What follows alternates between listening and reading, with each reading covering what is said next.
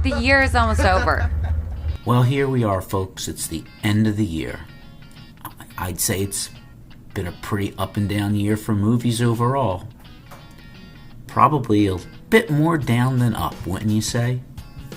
Now, my goal at the beginning of the year was to see 52 movies in the theaters. And so far, I've seen 51. And with 1 week to go, well, I was looking for anything that I could go check out. So this past weekend gave us the release of the movie Song Sung Blue, a film inspired by a real-life duo who rose to fame in the Midwest as a Neil Diamond tribute band. Now, hell, I love Neil Diamond, and it stars Hugh Jackman and Kate Hudson, so what the hell? So what do we have here? Is this another in the long list of disappointing films from 2025, or could this year maybe go out with a bang? Well, before we answer that, let's talk a little bit about the plot for the movie Song Sung Blue. Let's talk about it.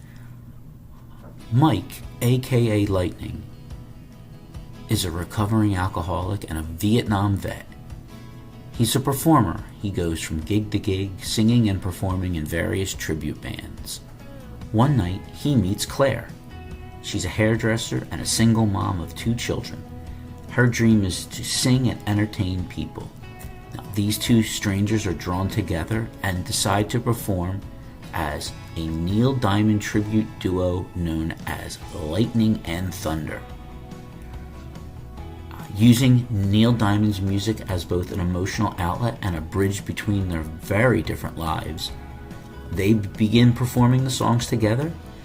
Their musical partnership slowly evolves into something deeper, forcing both to confront past regrets, unhealed heartbreak, and a fear of starting over. So what works in this film? Well, let's start by saying if you're a Neil Diamond fan, you're probably going to really enjoy the music. Now, I'm a pretty big fan of Neil Diamond, so I know I did.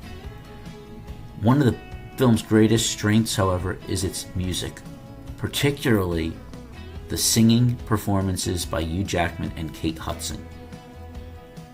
Jackman delivers vocals that are rich, heartfelt, and surprisingly vulnerable, capturing the emotional storytelling that defines Neil Diamond's work.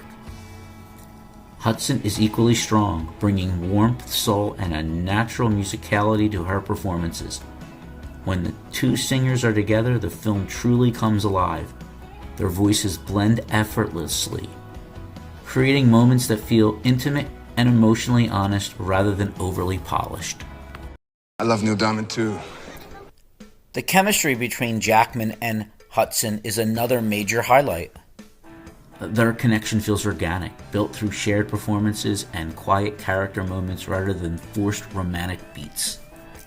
Music becomes their shared language, and the film smartly allows their relationship to develop through song as much as through dialogue, and as a result, their bond feels earned and deeply affecting. The movie's overall message about healing, second chances, and the power of music is sincere and uplifting.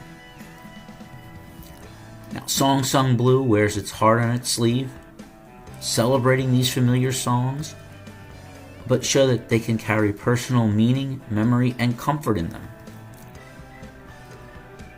It's a very human and grounded film that doesn't shy away from tough subject matter, and this is really driven home by the command performances of both Jackman and Hudson.